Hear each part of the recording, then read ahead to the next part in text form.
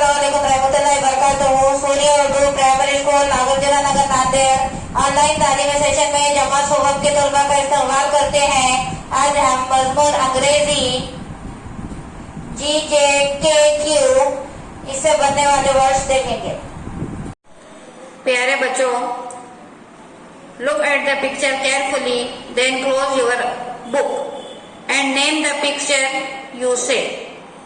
तस्वीरों को गौर से देखो, फिर किताब बंद करके देखी हुई तस्वीरों के नाम बताओ।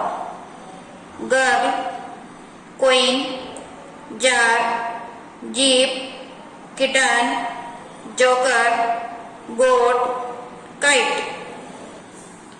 Gate, kettle, question, queue, garlic, key, glass, jacket. Now look at the words on the blackboard. Listen carefully and find the words beginning with the sound. तख्ते से अपने दिए हुए लफ्जों को देखो, गौर से सुनो और हर बार उस आवाज से शुरू होने वाले लफ्जों को तलाश करो। Girl, queen, jar, jeep, kitten, joker, goat, kite, gate,